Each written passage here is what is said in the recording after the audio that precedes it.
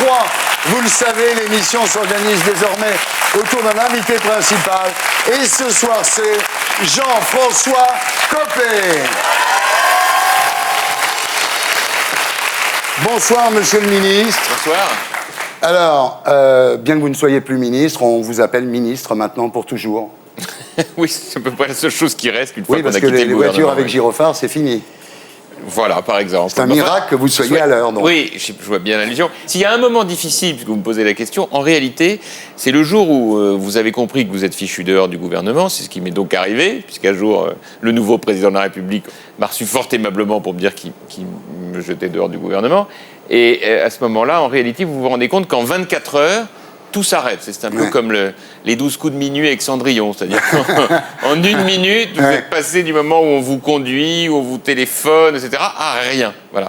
Donc c'est assez formateur. Mais je crois que ce n'est pas le seul métier où ce genre de moment est vécu. T'en fais pas, Jeff. T'es pas tout seul. Je le savais. Bien, alors d'abord, Je pouvais partager avec vous cet aspect autobiographique. Bien sûr, on a été virés tous les deux de nombreuses fois et on est revenus toujours. J'allais le dire. Voilà. Alors d'abord, nous allons parler de vous, de vos origines, de votre enfance, de votre vie, et puis de votre avenir, parce que je crois qu'il faut le dire, vous êtes ici car vous êtes le prochain président de la République. En 2017, après Sarko, c'est vous. C'est une question ? Non, on en parlera. Ah bon. Alors en deuxième partie, nous commenterons l'actualité de la semaine en compagnie de Laurent Baffy. Vous l'aimez bien, Laurent Baffy ? Ah, beaucoup. Ben, moi aussi. Je suis un fan authentique. Ouais, donc il nous parlera de sa nouvelle pièce « Un point, c'est tout », qui est consacrée au permis à points. Et en troisième partie, nous recevrons l'animateur Sylvain Augier, qui nous racontera comment il s'est accroché à la morphine après un très grave accident de parapente. Voilà.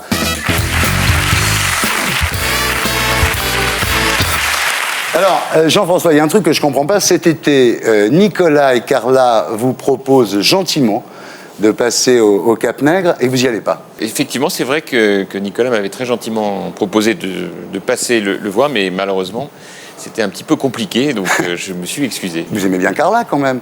Ah ben, j'aime beaucoup Carla Bruni, bien sûr. Enfin, je la connais pas personnellement, mais comme tout le monde, j'aime beaucoup. Et avec lui, ça va mieux, là, hein ? Oui, ça va très bien. Vous commencez à oublier qu'il vous a foutu dehors. Ouais. Oui, et puis lui, j'imagine, a oublié d'autres choses. Alors, Jean-François, vous êtes aujourd'hui maire de Meaux, député de Seine-et-Marne, président du groupe UMP à l'Assemblée nationale. Comme on l'a dit, vous serez peut-être demain président de la République. Ce qui ferait, avec Nicolas Sarkozy, le deuxième président successif issu d'une immigration relativement récente. Lui, son père est venu de Hongrie en France. Et vous, votre grand-père est venu de Roumanie en 1926. Votre grand-père, jeune médecin roumain, nommé Copelovici, fuit l'antisémitisme de la ville de Iași et s'installe à Paris. Le problème, c'est que l'antisémitisme rattrape votre famille en 1940 et elle est obligée de quitter Paris. C'est au moment de l'exode. Et toute la famille s'installe à Toulouse. Et là, on pourrait croire que ça va mieux. Et en fait, pas du tout. Je crois qu'il a été victime là-bas aussi de beaucoup d'appels téléphoniques, de beaucoup de... C'est à ce moment-là qu'ils ont décidé de fuir encore plus dans des zones qui étaient moins menacées par l'occupation et qu'ils ont atterri en Creuse, à Aubusson, et où là, à l'occasion d'une rafle, alors que les camions nazis commençaient à se poster un peu partout, là, dans le centre-ville d'Aubusson, et mon grand-père, ma grand-mère, les deux enfants sont montés au 3e étage de cet immeuble, et là, ils ont frappé à la porte et expliqué les choses. Et la dame qui était là, qui s'appelait Madame Léon Lefranc, les a hébergés, planqués, sauvés. Des justes. C'est des justes, voilà. Ouais. Alors, votre père deviendra chirurgien cancérologue, mais aussi acteur de théâtre, hein. Ami de Georges Lavelli, ami de Jean Poiret. Il a toujours un peu regretté de ne pas avoir fait du théâtre. Et donc, du coup, il s'y est mis, là, maintenant. Ah oui. Ça fait une dizaine d'années qu'en plus de continuer d'être chirurgien, il joue au théâtre, au profit du cancer, d'ailleurs. Et il fait aussi du cinéma, parce qu'il y a des téléfilms. Et donc dans les Brigades du Tigre. Exactement, voilà. Il était le président Poincaré, donc en fait, c'est le premier président de la famille. Alors, votre mère est née en Algérie, où son père était avocat, et alors elle a une histoire extraordinaire, elle aussi. Un jour, elle part faire des courses avec une amie, elle descend, l'amie l'attend à côté d'un réverbère, et elle dit « Attends, excuse-moi, j'ai oublié quelque chose, je remonte ». Elle remonte, Et pendant ce temps, le réverbère explose et c'était un des tout premiers attentats du FLN à Alger. Donc alors là, cette partie-là de la famille est revenue immédiatement à Paris. C'est l'histoire des rapatriés d'Algérie. Donc voilà. Donc c'est pour ça, puisque vous faisiez allusion à Nicolas Sarkozy tout à l'heure, je partage avec lui d'être un petit Français de s'en mêler. Ben voilà, vous êtes donc issu d'une famille juive, mais vous déclarez « je suis juif non pratiquant ». Oui. Comme exact. Jésus en fait. Écoutez, la comparaison avec Nicolas Sarkozy m'honore, mais c'est vrai que celle avec Jésus-Christ, on ne l'avait encore pas faite. Ben non, mais... non, enfin, en l'occurrence, je ne suis pas pratiquant. D'ailleurs, je n'ai pas été éduqué dans la religion par mes parents. Ouais. Nous ne pratiquons pas de religion. Alors, enfant, votre bonheur, c'était de jouer de l'orgue électrique. Hein, vous aimiez bien votre petit clavier, tout ça. Vous jouez toujours, hein, vous jouez Stan Getz, Django Reinhardt, etc. Le problème, c'est qu'entre-temps, vous êtes obligé de faire l'ENA, quoi. Je ne suis pas du tout obligé. Comme je vous l'ai dit tout à l'heure... Votre père, il rigolait pas avec les études, hein. Quand vous aviez des mauvaises notes, vous rentriez à la maison, il soulevait un sourcil, vous mettiez au boulot, quand même. Oui, d'accord. Enfin, quoi je ne sais pas d'ailleurs comment vous savez tout ça, sur le sourcil, là. Bon, peu importe. Vous regrettez de ne pas être devenu un grand pianiste de jazz, sérieux? Ah ouais. Enfin, regretter, c'est un trip énorme, ça, ouais. Enfin, pour tout vous dire, d'ailleurs, quand j'étais étudiant, je me disais que je pourrais être pianiste de bar. Ouais. Parce que pianiste de bar, ça me correspondait assez bien. C'est-à-dire, en fait, cool. C'était la définition de Gainsbourg. Il disait, un pianiste de bar, c'est un gars qui joue mieux que simplement chez lui, mais pas assez bien pour être dans un concert. Voilà, donc voilà, c'était... Avec le whisky sur le piano, les filles, tout. Oh, votre contact avec la musique aujourd'hui, c'est que vous continuez à jouer, hein? Oui. Mais où? Qu'on aille vous voir. Dans quel bistrot? Je produis assez peu, mais je joue avec quelques copains. Écoutez, pour tout vous dire, en fait, si, je me suis produit il y a une semaine, mais c'était quand même encore assez réservé, c'était à la guinguette de la plage de Meaux. Ah. C'est vrai que c'est pas le genre d'endroit où on a envie d'y aller spontanément. Voilà. Encore que ça devient de plus en plus prisé. Voilà. Meaux. Ah ben Meaux, bien sûr. D'ailleurs, on va organiser les musicales de Meaux. Alors justement, voilà, les musicales. Alors c'est la 4e édition des musicales de Meaux. Hein. Donc festival consacré aux femmes qui chantent. C'est du 26 au 28 septembre. Ouais. Hein. Alors il y a Jennifer. Il y a Mickey Green, il y a Louisie Joseph, assis, non c'est pas comme ça, assis par terre. La chanson est énorme. Alors, il y a Amel Bent, que vous avez rencontré ici il y a un an. Et je lui ai parlé des musicales en lui disant que je souhaitais vraiment qu'elle y vienne parce que c'est une artiste formidable et que les musicales, c'est dédié aux femmes. Parce que vous savez qu'il y a une histoire dans ce festival.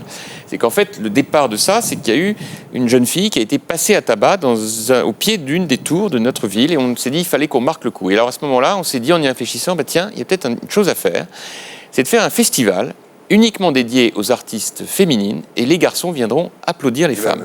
Et ben voilà. Et ben voilà. Alors, on va inaugurer maintenant avec vous une nouvelle rubrique qui peut durer si c'est bien. On n'a pas encore trouvé le titre. Alors si vous avez une idée de titre, vous me direz.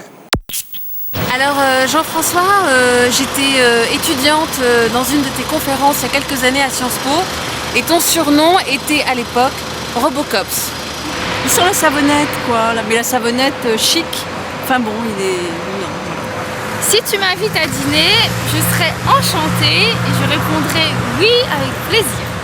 Non, merci. Mais alors, pas du tout. Je n'ai pas faim, vous me coupez l'appétit.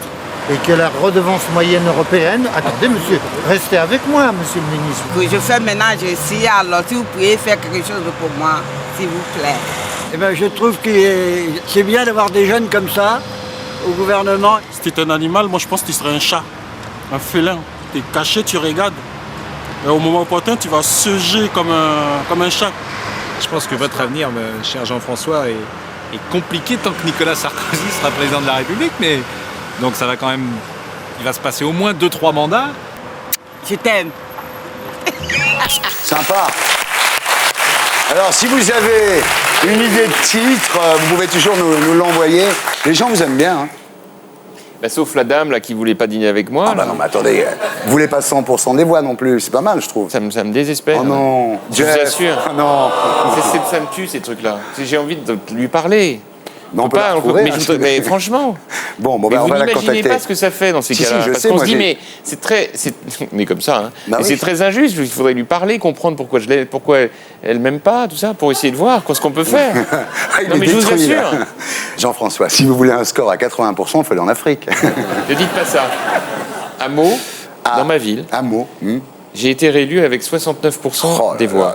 Ah ouais. Et croyez-moi, il n'y a pas 69% des gens à Meaux qui sont à l'UMP. Ouais. Non. Alors vous avez déclaré, mon feu intérieur à moi, c'est ça, l'idée que la présidence de la République est une mission, qu'il faut se préparer pour l'exercer. J'ai le sentiment d'être appelé à une mission. Je fais ça pour mon pays. C'est ma passion, c'est ma vie. Alors, d'abord, ça vous a pris comment? C'est-à-dire, est-ce que, comme Jeanne d'Arc, vous avez entendu des voix? Est-ce que... Non, mais... Et je vais vous dire, d'abord, quand j'ai eu 7 ou 8 ans, j'ai vu un jour Pompidou à la télé, et ça m'a énormément impressionné. C'était en noir et blanc, voir ce monsieur dans une conférence de presse, etc. Ouais. Bon.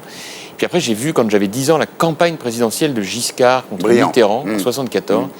Ça m'a complètement emballé, quoi. C'est comme d'autres qui voient des rockers à la télé ou des top modèles. Ouais, alors vous je suis avez des désolé hommes parce politiques, que je reconnais que ça doit faire marrer qu'on dise mais comment ça peut le passionner ça? Mais voilà, c'est comme ça. En même temps, j'assume, quoi. Voilà. Alors, c'est vrai que c'est très Sarko, ça. C'est ce volontarisme, cette ambition, cette vanité, on peut dire aussi, de penser qu'on est appelé à diriger un pays. Alors, vous avez beaucoup de choses en commun, quand même. Hein. Vous avez été responsable politique très jeune. Lui, il a été maire à 27 ans, vous député à 31.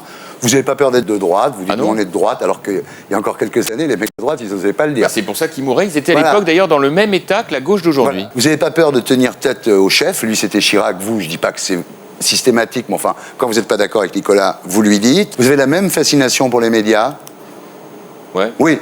Bah, regardez-vous, vous êtes président du groupe UMP à l'Assemblée nationale, on vous voit plus que les ministres. Mais ça, c'est bien fait pour ceux qui pensaient qu'on m'entendrait plus. Ouais. Mais... Voilà. On va faire les différences avec Sarko. Maintenant, il y a quand même des différences. Vous avez des goûts beaucoup moins ringards. C'est-à-dire que vous jouez du Stan Getz, vous jouez du Django Reinhardt, vous n'écoutez pas Chimène Badi chez vous, franchement. Ne dites pas ça. Ne dites pas ça d'abord. Elle va venir à Musical. Elle est venue. Ah bah, ouais, d'accord. Ça empêche full pas. respect. D'accord, full respect. Ah oui, il suffit d'aller à Meaux pour être... Ah bah je vais y aller alors. Ah bah moi je suis très chauvin. Hein. Vous avez quoi d'autre de différent avec Sarkozy? Oh, j'en sais rien. On a évidemment des différences. Enfin, on a des points communs. Vous les avez rappelés. Mais arrêtez. Non, mais vous êtes beaucoup... Non, mais c'est vrai. Vous êtes beaucoup plus beau. Ça va? On m'a dit que j'étais dans la deuxième partie. Parce qu'à l'époque, j'étais dans la première partie à l'époque. Avant, tu étais dans la première partie, maintenant, tu es dans la deuxième partie. Tu descends. Ben voilà. D'accord, j'ai du cul qui n'est pas une troisième partie. Hein. Justement, en deuxième partie, nous commenterons l'actualité de la semaine en compagnie de Jean-François Copé et Laurent Baffy. En P3, nous accueillerons Sylvain Augier pour son livre Témoignages. On se retrouve après la pub.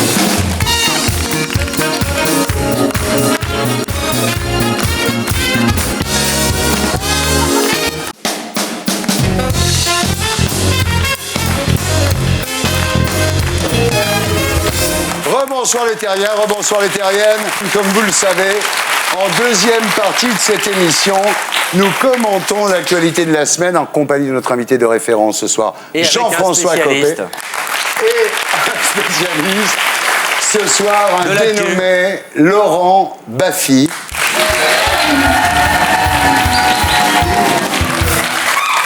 On me dit que c'est le mec qui présentait nulle part ailleurs avec Philippe Gilcastre. Les gens sont cruaux. Les gens sont cruaux, voilà. Bon, Laurent Baffy, alors... Bonsoir. Bonsoir, ouais. Hein, déjà un minimum de correction, connard. D'accord, ouais. Donc, je te manque? Énormément. Ah, au moins pour l'argent, de toute façon.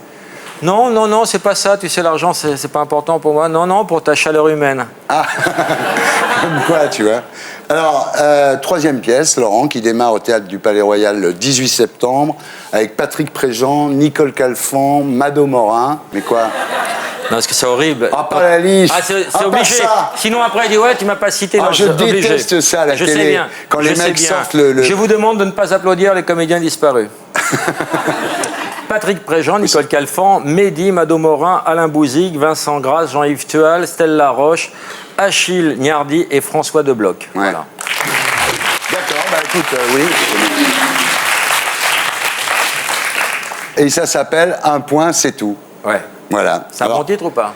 Ouais. par rapport au permis de conduire. Non, c'est justement, c'est sur ces stages qui permettent de récupérer des points de permis. Alors, ça parle à tout le monde, sauf à moi, évidemment, mais sinon, les gens, je suis Même à toi, parce que Mais non, toi, j'ai pas de permis, moi. Oui, mais quand même, si le mec qui te conduisait n'avait pas le permis, si ça va te parler aussi. Ah bon. Et puis bon. Puis j'irai, moi, de toute façon. Alors, c'est une pièce sur la mixité sociale et générationnelle de ce genre de stage, finalement. Exactement. Pas Depuis mal. l'abolition du service militaire, c'est le seul endroit où on est obligé de côtoyer des gens qu'on n'aurait jamais vus dans un autre contexte. C'est vrai, oui, Voilà. c'est vrai. Le PDG côtoie le livreur, la pute côtoie la snob, le jeune côtoie le vieux, le routier côtoie le motard, et Ouais, ils c'est sont vrai. obligés, avec un but commun, récupérer ces points. C'est une bonne idée, hein. J'ai envie de dire c'est c'est une très très bonne idée, mais en même temps, je suis un peu parti. Non, moi, je te le dis, c'est une bonne idée. Et Mado Morin, quel âge elle a maintenant? Elle a 93 ans. Et alors? Elle a 93 ans. Ah oui. Bien, mais je te dis merde, mon Lolo. Ben, je te réponds pas, j'ai pas le droit. Alors, il y a Europe 1 Ah, il y a Europe 1. aussi, Bien sûr. hein, où tu te retrouves entre Ruquier et Fogiel. Alors, ça fait quoi? Oui, coincé. Je suis un peu comme dans un rêve, quoi. Oui, oui. C'est pour ça que tu restes, en fait. Coincé, tu peux pas bouger. Non, Et il y a ton one-man show. Alors là, je comprends. Ton one-man show. One-man show. Oui. Il dit quoi, l'orthophoniste? Qui s'appelle, alors ça, je comprends pas pourquoi, Laurent Baffy est un sale gosse. Non, j'ai changé de titre. Ah ouais. L'exomile.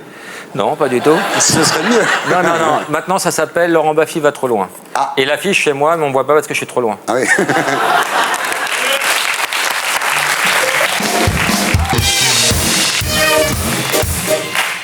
T'as des nouvelles de Bigard, au fait? Eh ben, il est parti aux commémorations, là, il est là-bas.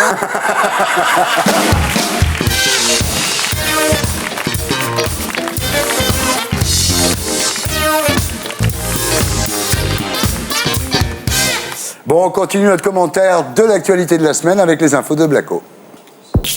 Avant, on se représentait la fin du monde comme le cauchemar absolu. Le déluge, la famine, la guerre, bref, avant de disparaître, l'humanité était censée agoniser dans d'atroces souffrances. Aujourd'hui, le déluge, la famine et la guerre sont tous les soirs au sommaire du JT. Le pire, c'est la guerre. Et on sait bien que ça n'empêche pas la Terre de tourner. En revanche, avec le nouvel accélérateur de particules du CERN, on s'est inquiété à l'idée que la Terre pourrait être engloutie par un trou noir. C'est le nouveau visage de l'apocalypse. Du coup, on se demande bien ce que ça fait d'être avalé par un trou noir. T'es là, peinard, t'existes, et puis la seconde d'après, bah justement, il n'y a plus de seconde d'après. T'es zappé de l'univers sans prévenir, exactement comme quand PPDA s'est fait zapper de TF1.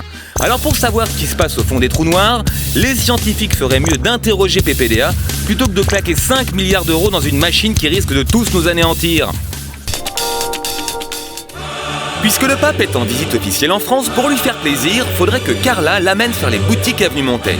Il adorerait ça, Benoît. Les fringues, c'est son péché mignon. D'ailleurs, l'une de ses premières décisions au Vatican a été de virer le tailleur officiel qui habillait tous les papes depuis 1793.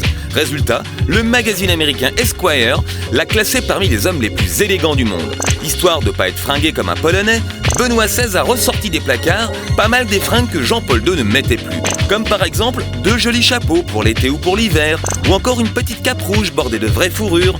Tout ça a fini par faire jaser. Et cette année, le journal du Vatican a dû démentir officiellement la rumeur selon laquelle le pape s'habillerait chez Prada. Enfin, c'est pas grave. Avenue Montaigne, il n'y a pas que Prada, il y a plein d'autres marques aussi. Ces derniers temps, on dirait que le climat est de plus en plus tendu entre les Français et leur police. C'est d'ailleurs plus qu'une impression, ce sont les chiffres. Depuis 10 ans, le nombre de plaintes pour outrage à agent a presque doublé. Mais qu'est-ce qui se passe? Est-ce que les policiers sont devenus susceptibles ou est-ce que les Français n'aiment plus leur police? D'après certains juges, il paraît que les flics portent volontiers plainte pour outrage parce que ça leur permet de faire du chiffre. Du coup, quand un policier se fait insulter, c'est bon pour son avancement. Alors bien sûr, quand on aime vraiment la police, ça donnerait presque envie d'insulter les flics à tous les coins de rue, rien que pour favoriser leur carrière. Sauf que maintenant, avec le taser, c'est un coup à prendre une décharge de 50 000 volts, tout ça parce qu'on a voulu rendre service. Ah, ces flics, c'est vraiment des sacrés chouettes types. Aujourd'hui, des millions de gens racontent leur vie sur Facebook, l'intimité des stars s'étale dans tous les magazines, bref, la vie privée n'est plus ce qu'elle était. Du coup, on se demande bien pourquoi tout le monde flippe avec la création du fichier Edwige. Au lieu de brandir les grands principes, faudrait être pragmatique. Regardons les sondages. Les Français ne se plaignent pas de manquer de liberté, ils se plaignent de manquer de fric. Alors quand on sait que le fichier Facebook valait 10 milliards d'euros en 2007 avec 47 millions de membres inscrits, si on fichait les 64 millions de Français, Edwige pourrait se revendre au bas mot 13,6 milliards d'euros. Ça mettrait pas du beurre dans les épinards, ça? Voilà, c'était les infos de Blacko, mise en image de Julien Grappin. Alors, Jean-François Copé, est-ce que vous avez une maladie à long terme, un truc genre hépatite C, HIV, un truc comme ça, non? Non, mais je vous vois venir, c'est pour parler d'Edwige que vous... Bah me dites oui, ça, sur le plan sexuel, vous avez des préférences... Bah oui, c'est Edwige. Non, mais je crois comprendre que tout ça va être quand même revu et corrigé, puisque le président a eu l'occasion de le dire. Je crois que l'objectif prioritaire, c'est la lutte contre la délinquance et qu'il y a un certain nombre d'informations qui n'ont pas de raison de figurer dans ce fichier. Voilà, donc je crois que les choses sont claires. Heureusement, notre bon président Sarkozy a fait du Chirac. Il a reculé. Enfin, Comme quoi, faire du Chirac, des fois, c'est bien. Enfin, je ne sais pas, en tout cas, il a rectifié le tir et c'était indispensable. Bah, c'était voilà. indispensable. Alors, c'est pas très marrant pour tous vos potes ministres qui ont été obligés de monter au front pour défendre Edwige avant que Sarkozy recule. Si je peux me permettre, ils ne l'ont pas tous fait, parce qu'il y en a un qui est quand même ministre de la Défense, oui, qui lui, et donc à ce titre patron de la direction du renseignement militaire, et qui lui, lui, c'est pour montrer que le nouveau centre. Bah oui, mais lui, c'est pour montrer que le nouveau centre, c'est pas l'UMP. Il est bon, lui, c'est du marketing. Vous croyez que c'était pour ça? Oui. Bah, c'est là où je me dis, quand on est en responsabilité ministérielle, faut pas avoir peur d'échapper à la confusion des genres. Enfin, Alliot-Marie, quand même, elle est mal, là, parce qu'elle a dit, ouais, ça va être comme ça et tout, puis après, Sarko la désavoue. Qu'est-ce que tu limites bien, en tout cas? Non, ce qui est incroyable entre nous, c'est qu'en France, quand même, pourquoi est-ce qu'on met en place des systèmes qui, finalement, aideraient un dictateur, quoi? C'est-à-dire qu'un mec qui prendrait le pouvoir comme ça par un coup d'État, il aurait déjà plus qu'à utiliser les moyens qui sont préparés. Faut pas non plus, à chaque fois, penser que les gouvernants font des choses uniquement pour être dans le négatif. Je rappelle quand même que l'objectif, c'est la lutte contre la délinquance, et que ça fait des années que nos forces de police ne sont pas en situation de travailler dans de bonnes conditions, parce que les fichiers sont dans tous les sens, et qu'on a effectivement sur le terrain beaucoup de problèmes. Vous savez, moi, je suis maire d'une ville où on a des problèmes de délinquance. Je sais bien, mais et il y a des fois où, quand on n'a pas les outils, on recule tous les jours. Ouais. Alors, il y a aussi le nom Edwige. Moi, je trouve que ça, c'est vachement pourri. Parce que ça fait, tu sais, nordique. Fais pas semblant de t'intéresser à moi, tu lui poses des questions qu'à lui. Alors, oh là, fais pas comme si. Voilà, je suis censé. Il est jaloux. Ça fait 15 jours que tu m'as pas touché. Vas-y, enchaîne. Il est jaloux. Je suis un meuble pour toi. J'adore. Mon Lolo. T'as qu'à faire coper, vas-y. Mais non, coper. mais interviens. Qu'est-ce que j'en ai à foutre, je suis au théâtre, moi. Mais interviens, Lolo. Je lui parle à lui. D'accord, tu vois? Bah oui. Une fois de plus. Ça fait Orwell. Non mais, c'est Orwell. Laisser, de toute façon. Laurent. Allez, encore. Allez, reviens. Non, mais finissez, monsieur. Reviens, Lolo, allez. Faites-lui sa carie, je verrai ma gencive après. Reviens, Laurent. Reviens. Laurent. Demande-le gentiment. Reviens, mon chéri.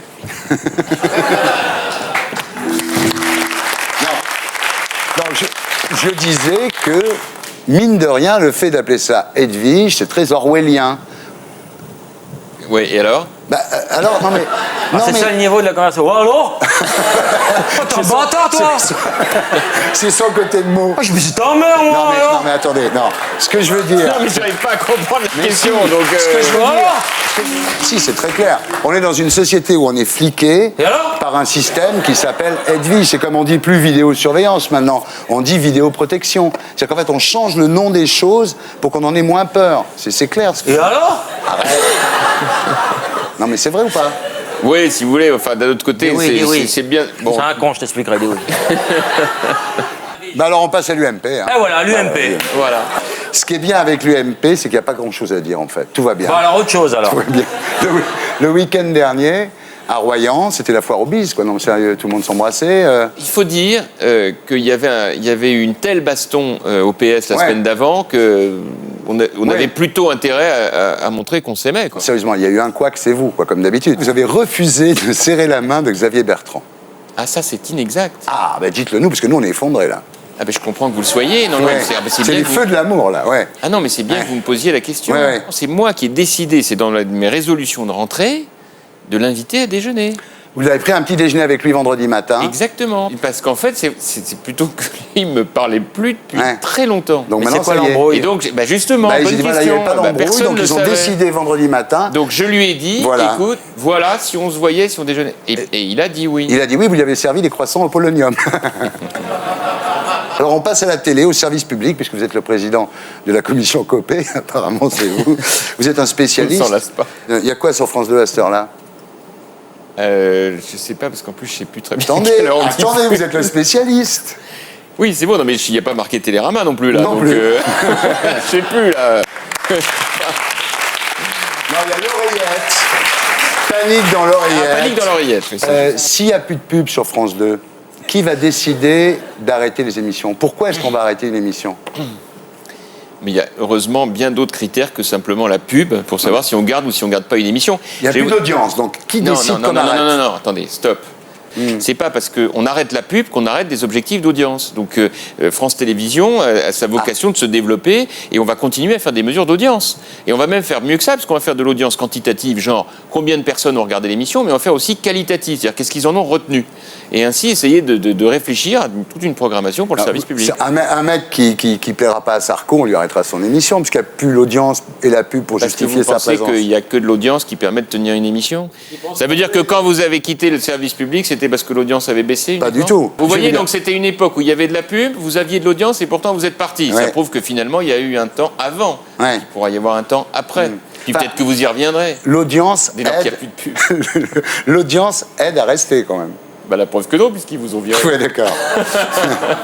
Marquez, Sarko, il n'est pas mauvais comme patron de France 2. Sur Courbet, il l'avait dit. Il avait dit, c'est pas fait pour France 2, ça marche pas. J'avais pas su sa prévision, mais ce que je peux dire simplement, c'est que quand vous êtes patron de chaîne, c'est votre risque, c'est votre responsabilité, c'est pour ça que vous y êtes d'ailleurs, de faire des programmations, et puis ben voilà, ensuite ça marche ou ça marche pas, on ajuste, et puis comme on dit dans La Vérité si je mens, on donne sa chance au produit. Bon, on va faire un jeu qui s'appelle Service public.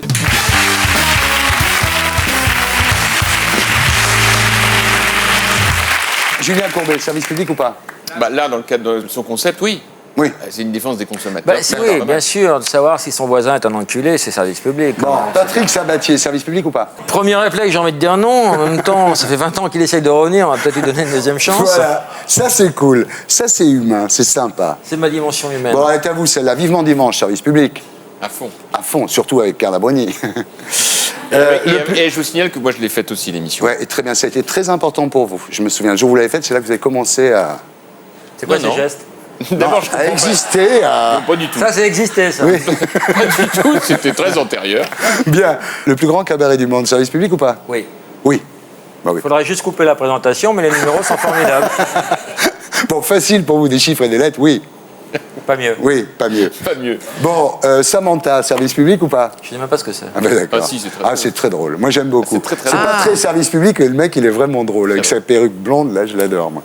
Cold Case, FBI porté disparu. Mais moi, ça me choque pas qu'il y ait des séries, y compris des Ah, séries des séries américaines sur la télé publique. Ah, bah, mais je vois pas au nom de quoi Non, mais j'avais pas la télé compris ça publique comme ça. s'interdirait- Mais je sais pas, moi, s'interdirait non, je ça. sais pas. De toute façon, on n'est pas couché. Moi, j'aime bien parce qu'à chaque fois, je regarde et je me dis, putain, à l'époque, on bossait et là, je suis chez moi. Ouais. Donc, Oui. moi, ça me renvoie au boulot et je trouve ça formidable d'être à la maison. Le jour du Seigneur, Ah, bien sûr. terriblement service public. Il faudrait le mettre le samedi. Je Ouais. trouve que c'est pas un bon jour. 30 millions d'amis. Évidemment. Ah oui, lui il aime les animaux. Bah, lui. évidemment, mais Ouais. bon, 30 millions, c'est comme à l'époque, on disait il y a 50 millions de Français, il y en a 64. Il y a Ouais. plus de 30 millions d'amis, il y en a plus de 50 aujourd'hui. Laisse tomber, il y a 50 millions d'animaux en France. Oui, oui, bien sûr. Et on compte les nacs, Ah oui, on compte en tout alors. Oui. Le tirage du Keno. Le tirage du Keno, bah, ouais, c'est le loto, quoi. Ouais. Ouais. Service public. Oui, ça Non, vous pouvez pas dire Ça oui. dépend non, mais des chiffres. Attends. Mais Ça n'a rien. Non, mais attendez, c'est comme le Zodiac. Ça n'a rien de service Mais public. attendez, parce que c'est la limite de votre questionnaire, là. Il faudrait qu'on se mette d'accord avant sur qu'est-ce que c'est que le service public. Sinon, on on va l'a pas s'en pas fait. Non, mais sortir. je vais vous dire, le service public, c'est l'école du peuple. Enfin, vous devriez le savoir, parce que L'école du peuple. l'école du peuple, ça doit apprendre quelque chose à quelqu'un. C'est-à-dire que, quel que soit le style d'émission, Pas seulement. quand on l'a Pas vu, on doit seulement. avoir appris quelque chose. Pas Non seulement. Bien sûr. Mais c'est très ringard, votre Très vision du ringard. service public. Ah bon Oh là là là là. Ah, je suis ringard. Ah ouais, très. Ah, sur ce coup-là, Ah, je je trouve suis pas très ringard. moderne. Tu es très service public, là. Oui, oui, J'adore, là, au RTF vraiment, même. Ah Un bon, peu RTF, je suis ouais. ringard. Je vous trouve un peu au RTF. Ah, sur ce coup-là. j'adore.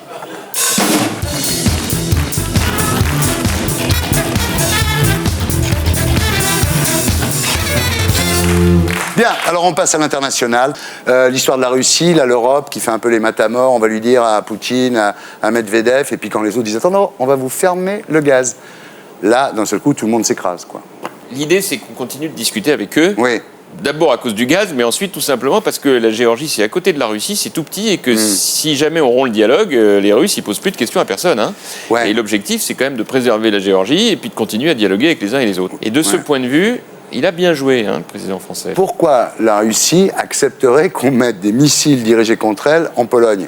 Pourquoi la Russie admettrait qu'il y ait des soldats américains en Géorgie? Si demain il y avait des soldats russes au Mexique, vous ne croyez pas que les Américains s'énerveraient? C'est bien pour ça que j'ai trouvé que la position de Nicolas Sarkozy, elle était très forte, parce qu'il a réussi à parler au nom d'une Europe rassemblée, ce qui n'arrive jamais d'habitude. Jamais. Il est allé sur place tout de suite, il est revenu avec un accord, et le moins qu'on puisse dire, c'est que pour l'instant, ça tient, hein, et c'est diablement difficile. Donc moi, je dois dire que sur ce coup-là, il est très impressionnant. Hein. Ah, ils sont copains maintenant. Et je vous l'ai dit.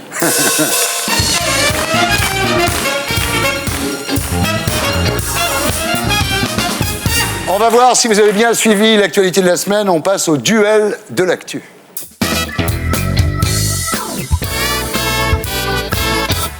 Qui est en tête des ventes de livres en cette rentrée? Amélie Nothomb, Catherine Millet, Stieg Larsson, Christine Angot ou Zep? Je crois que c'est Amélie Nothomb. Zep Baffy. Amélie Nothomb ne représente que 33% des ventes de Zep. C'est incroyable. Hein. Mais c'est déjà énorme, hein, Amélie Nothomb. Selon Patrick de Carolis, la seule référence télé de Nicolas Sarkozy, c'est Le droit de savoir et la méthode Coé, Thierry Lafronde et Jacques Chancel, Le journal du Hard et l'heure de vérité, Le grand journal et l'édition... Thierry Lafronde, Jean-François Copé.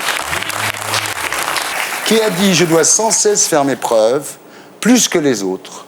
J'ai sans doute une tête à claque. » Nicolas Sarkozy, François Hollande, Stéphane Bern, Jean-Marc Morandini. Ah, je crois que c'est Stéphane Bern, non? Oui, mais là c'est un homard, ça s'appelle. C'est-à-dire que un homard, c'est quand vous répondez avant la fin de l'énoncé, le point va là. Un homard. Et c'est Stéphane Bern. Vous avez raison, Stéphane Bern, bravo. 21% des jeunes Français de 15 ans sont des cons, ont des boutons, trouvent leurs parents trop ringards, traînent des pieds en marchant, fument du shit, ne savent pas qui est le général de Gaulle. Eh ben tiens, c'est pour moi, non? Voilà. Justement, je voulais te demander de faire ça pour prendre Mais si vous voulez vous offrir des points mutuellement, c'est ça le fair play. Allez-y, c'est les temps ont changé, on n'est pas obligé de se taper sans arrêt. Non, là, c'est très fair play, là, c'est vraiment... Mais voilà l'élégance française. Voilà, c'est bon. Qu'a exigé Amy Winehouse par contrat afin de participer au festival de rock de l'île de White samedi dernier? 12 grammes de coke, 22 barrettes de shit, 48 bouteilles de whisky, 122 flacons de lac pour cheveux ou une bassine pour vomir. Whisky. 48 bouteilles de whisky. Est-ce que vous, quand vous faites musical, Jean-François Hameau, les filles, elles ont des demandes comme ça? Oui, mais enfin, on n'est jamais allé jusqu'aux bouteilles de whisky. Enfin, en tout cas, moi, on m'en a jamais parlé. Ouais. Hein. Et s'il y en a une qui vous demandait, je sais pas, un truc bizarre, de la cocaïne, un truc, vous... Moi? Franchement, quand on se lance dans le show business, parce que après... la cocaïne de mots, elle est réputée.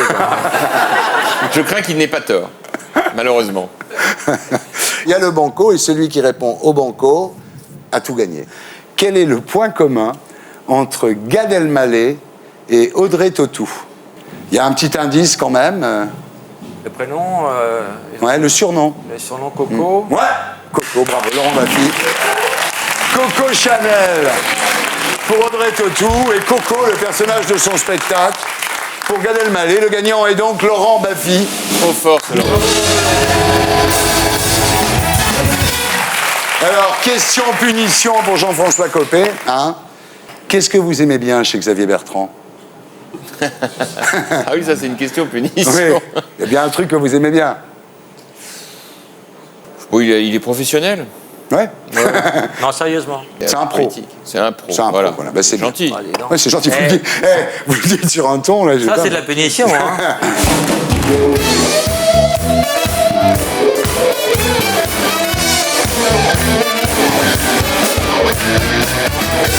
J'accueille maintenant Stéphane Guillon. Stéphane, bonsoir.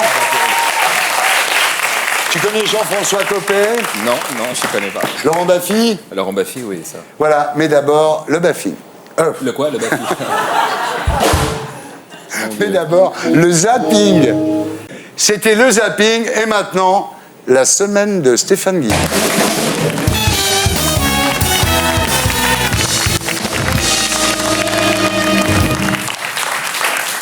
Politique, on commence avec Edwige, qui, d'après Libération, a été corrigée à l'Élysée. Elle aimait ça, cette salope.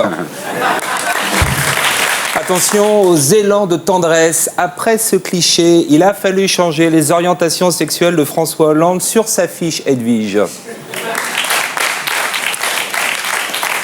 Société à Paris, nomination du nouveau chef de la police judiciaire. S'il veut garder sa place, il devra surveiller les appartements de Christian Clavier, Mireille Mathieu, Doc Gynéco et Barbelivien. Justice, 4 ans de condamnation pour Michel Maure, un faux chirurgien esthétique, les oreilles de Danny Boone, le menton des frères Bogdanov, la bouche d'Emmanuel Béard, tout ça c'est lui. C'est pas cher payé 4 ans. Hein. Ouais. Parce que vous avez failli vous faire un petit peu les pas de doigts là, et puis au dernier moment... J'ai bien fait. Ça ne tient rien. Fait divers, en Corse, un instituteur se prend une balle dans la tête. Sinon, on a des nouvelles, des plantes de Christian Clavier. des petits bégonias. Des bégonias qui avaient été arrachés. Donc ça va. Une religieuse de 86 ans a été violée. Bon, je sais qu'on est tous très excités par la présence du pape, mais quand même, calmez vos ardeurs, il y a des limites. Une Américaine a passé son bébé au micro-ondes. En France, on préfère le congélateur. Je vous rappelle que la température idéale pour un nourrisson, c'est 20-21, pas plus.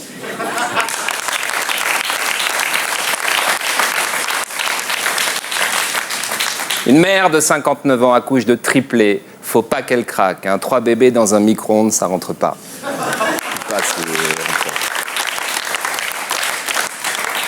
C'est vrai, c'est dangereux le micro-ondes. Hein. Très dangereux. Au début, bébé est content parce que ça tourne, il y a de la lumière.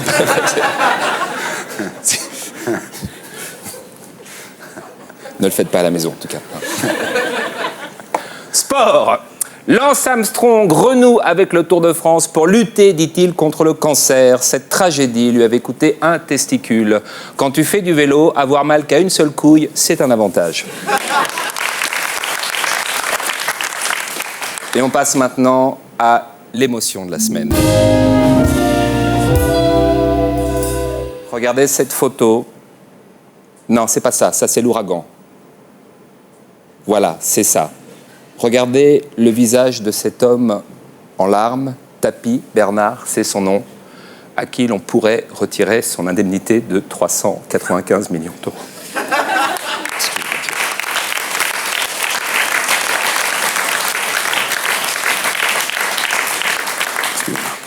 On passe au culot de la semaine. Merci. C'est Michel Drucker qui, après avoir flatté Carla Bruni 2 heures durant, lui a demandé si elle repérait vite les flagorneurs. Michel, super. Ah, vivement dimanche, Carla a fait 3 500 000 téléspectateurs de moins que Bernadette Chirac. Bernadette est moins canon, c'est vrai, mais elle ne chante pas. People, Nicolas Canteloup est tombé de cheval. L'imitateur travaillait la voix de Marc-Olivier Fogiel. L'animal n'a pas supporté, il s'est cabré. Dans un moment... Bonsoir.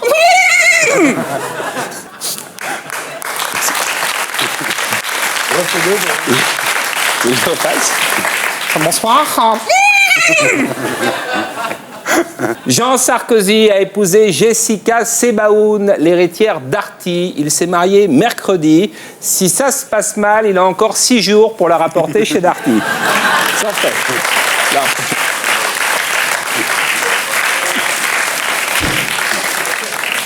Jean-Marie Bigard nie les attentats du 11 septembre. Al-Qaïda n'aurait pas détruit les tours jumelles. En revanche, ça vient de tomber.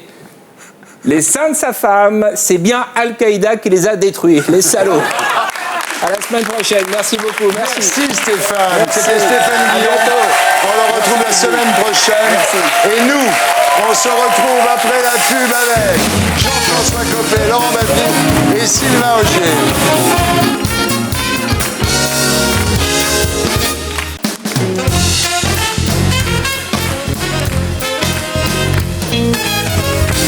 Rebonsoir. Rebonsoir les terriens, rebonsoir les terriennes. Nous accueillons maintenant notre troisième invité, Sylvain Augier. Bonsoir.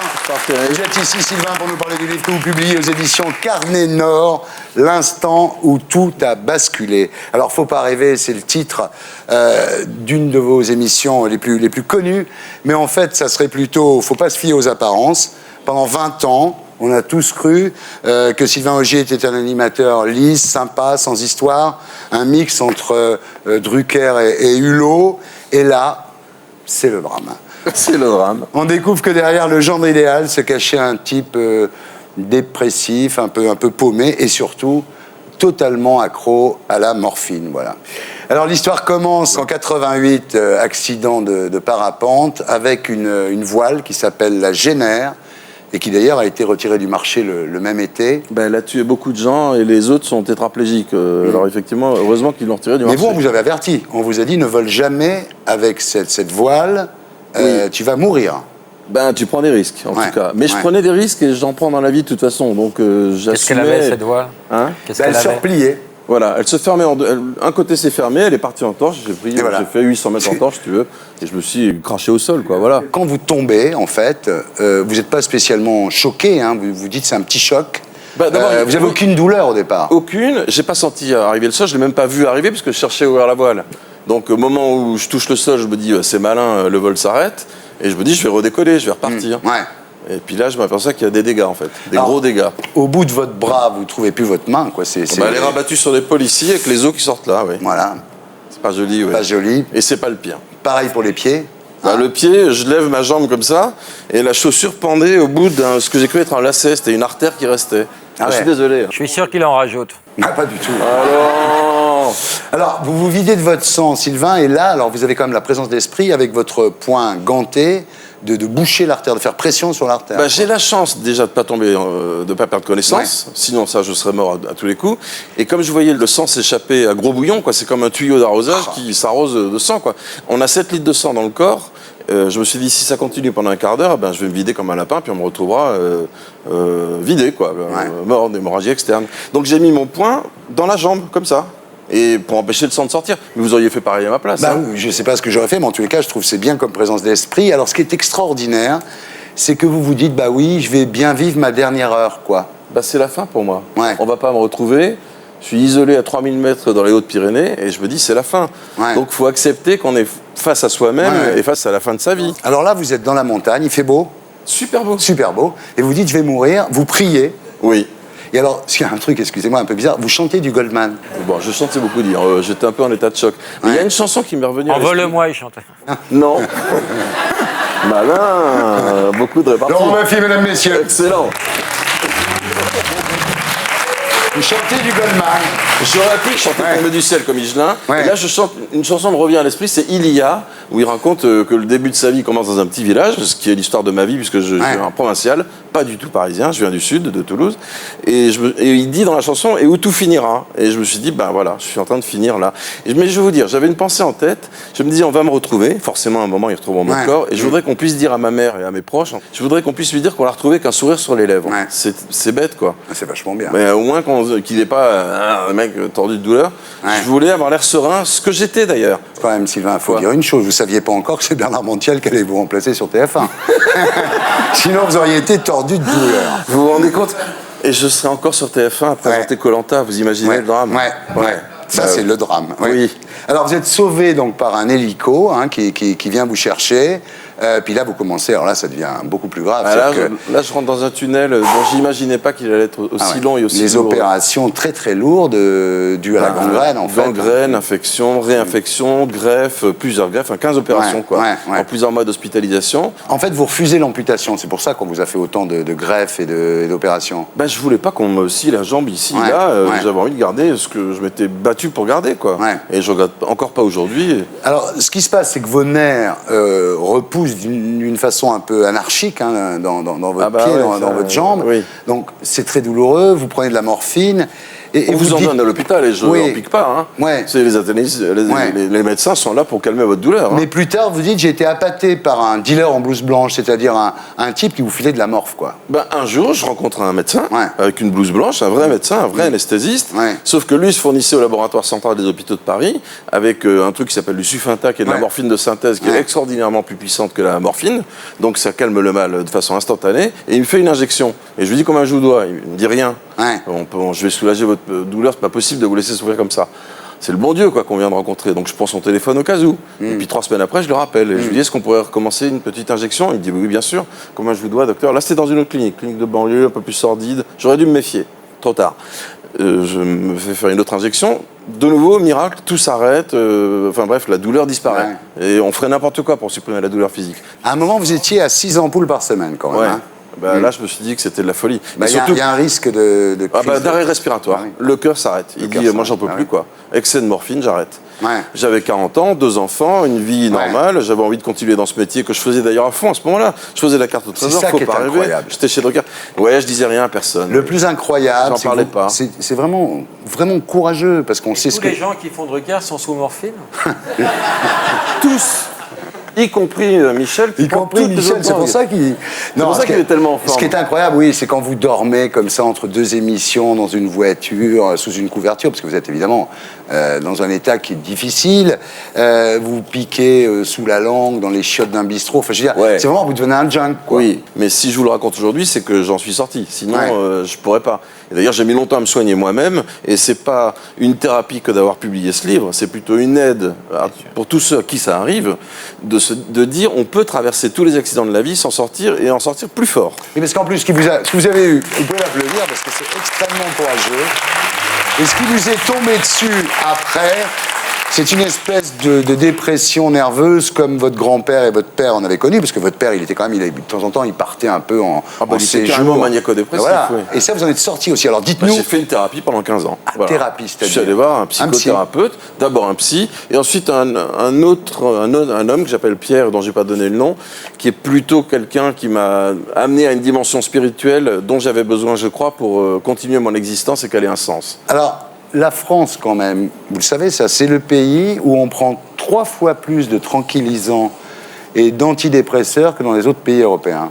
Moi, je suis très, très frappé de voir que d'un côté, on en prescrive autant et on en consomme autant, et de l'autre, on ait autant de mal encore aujourd'hui à assumer dans notre pays que la dépression est une maladie, qu'elle est grave. Et qu'il faut absolument inviter ceux qui en sont aujourd'hui la victime à se soigner. Et c'est bien difficile. Oui, mais est-ce que les et que comme vous le dites très justement, ça se soigne et qu'on en sort. Alors, en politique, est-ce qu'il y a un usage immodéré de la drogue? On parle beaucoup de cocaïne. À la télé. Je parle de politique. Après, vous pouvez me poser la question si vous voulez. Vous prenez un air naïf pour me poser cette question gigantesque, comme si j'allais vous répondre. Oui, justement, cher Thierry, je voulais vous en dire 2 mots.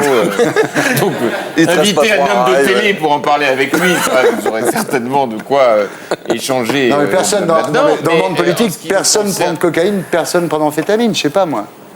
En tout cas, moi, j'en ai jamais rencontré. Jamais vu. Non. Bon. Très bien. Non, mais à la télé, bien sûr, c'est connu à la télé. Regardez. Sylvain Augier. Ça, c'est une échappatoire. Non, mais vous êtes accro à quoi, vous? Vraiment, un truc qui vous... Vraiment, vous êtes accro. En dehors de la politique? Oui. À la musique. À la musique. Ouais. Non, mais un truc un peu croustillant. Je suis désolé, Laurent. D'un autre côté, c'est pas juste pour faire l'émission, quoi. Non, mais on le sait, on le sait. On va le savoir, de toute façon, on va faire une interview accro.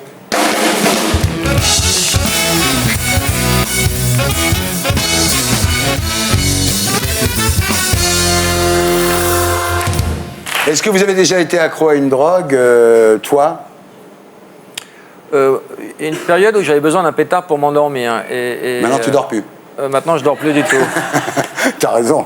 Est-ce que vous avez déjà été accro à une femme? Ouais, mais joker, parce que moi, ma vie privée, j'en parle pas. D'accord. Ouais. Toi? Je vais boire la même chose que lui. Quel connard. Un joker. Je ne crois pas. Non, moi, bien sûr. Bien sûr, tu as été accro à une femme, évidemment. À 3 femmes, ma femme, ma mère, ma fille. Est-ce que vous avez déjà été accro à un objet? Moi, la moto. La moto, oui. La moto, depuis que j'ai 14 ans, je ne l'ai jamais lâchée. Elle est garée devant la porte, là. Hein. Moi, je l'ai dit tout à l'heure, ma femme. Ouais.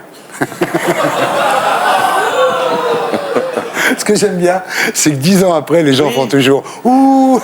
C'est extraordinaire. Non, puis 10 ans après, ils continuent. Ils continuent, les gens ont la même réaction, c'est surréaliste. Bon, est-ce que vous avez déjà été accro à une musique? Bah oui. Vous, laquelle? Quelle est votre musique préférée? Non, mais moi, j'ai une chanteuse dont je suis très accro, qui est Véronique Sanson. Ah oui, moi j'aime beaucoup Véronique Sanson. Mais j'adore toutes Véronique ses Sanson. chansons, j'adore. Ah ouais, moi aussi. On l'aime, nous. Pareil. Moi aussi. Vous Oh, moi aussi. Bon, bah allez, un big up pour Véronique Sanson.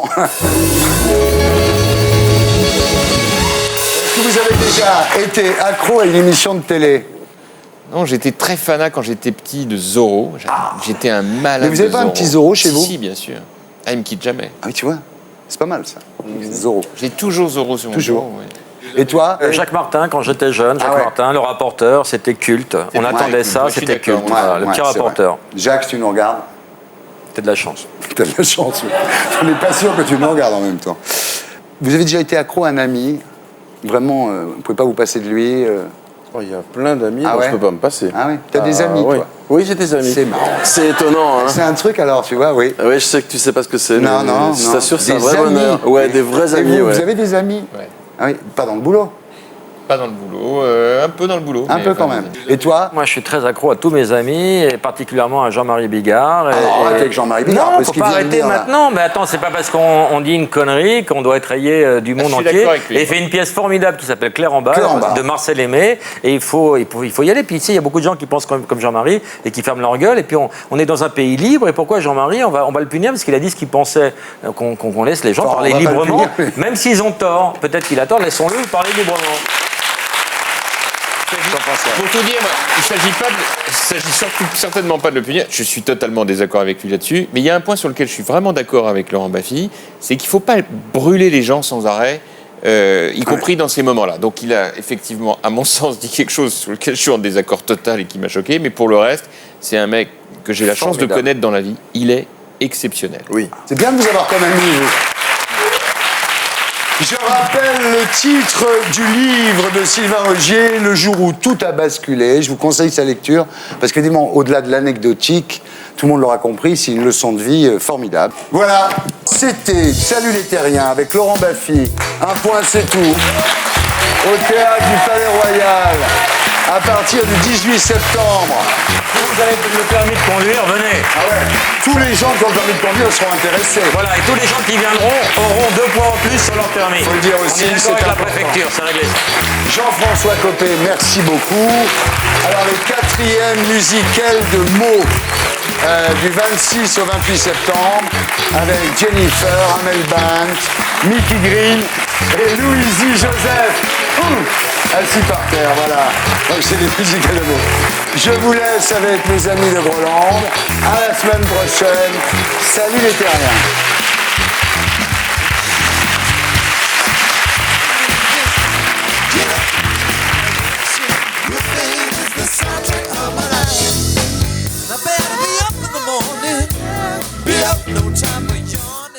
Et pour être sûr de ne rien rater de Inarditube, abonnez-vous et mettez un pouce bleu.